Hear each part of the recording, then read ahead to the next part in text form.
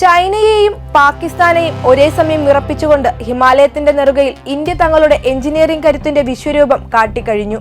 സമുദ്രനിരപ്പിൽ നിന്ന് 11,578 അടി ഉയരത്തിൽ ലോകത്തെ ഏറ്റവും വലിയ നീളമേറിയ സിംഗിൾ ട്യൂബ് ബൈ ഡയറക്ഷണൽ പാതയായ സൊജില തുരങ്കത്തിന്റെ നിർമ്മാണം അതിന്റെ അന്തിമ വിജയത്തിലേക്ക് എത്തിയിരിക്കുകയാണ്.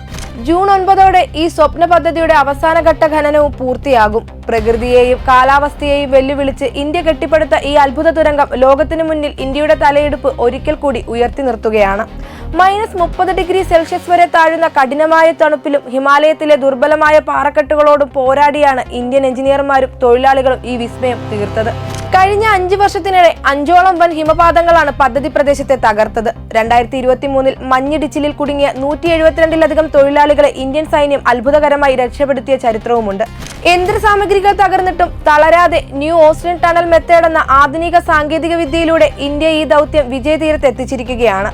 മേഘ എഞ്ചിനീയറിംഗ് കമ്പനി നടപ്പാക്കുന്ന ഈ ബൃഹത് പദ്ധതിയുടെ ആകെ നീളം 30.894 കിലോമീറ്ററാണ്. ഇതിൽ പ്രധാന തുരങ്കത്തിന് മാത്രം 13.153 കിലോമീറ്റർ നീളമുണ്ട്.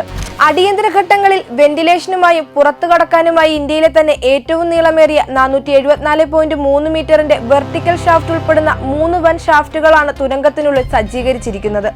ഇന്ത്യൻ ഇൻഫ്രാസ്ട്രക്ചർ രംഗത്തെ ഏറ്റവും വലിയ നാഴികക്കല്ലായാണ് അന്താരാഷ്ട്ര മാധ്യമങ്ങൾ പോലും ഈ പദ്ധതിയെ വിശേഷിപ്പിക്കുന്നത്. കടുത്ത മഞ്ഞുവീഴ്ച മൂലം ശൈത്യകാലത്ത് മാസങ്ങളോളം ലഡാക്ക് രാജ്യാന്തര തലത്തിൽ ഒറ്റപ്പെടുന്നത് ഇനി പഴങ്കഥയാകും. ഈ തുരങ്കം യാഥാർത്ഥ്യമാകുന്നതോടെ കാശ്മീർ താഴ്വരയും ലഡാക്കും തമ്മിൽ വർഷത്തിൽ 365 ദിവസവും തടസ്സമില്ലാത്ത ഗതാഗതം സാധ്യമാകും.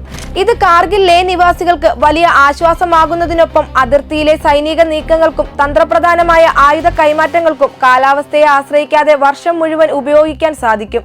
ഇത് രാജ്യസുരക്ഷയ്ക്ക് നൽകുന്ന കരുത്ത് ചെറുതല്ല.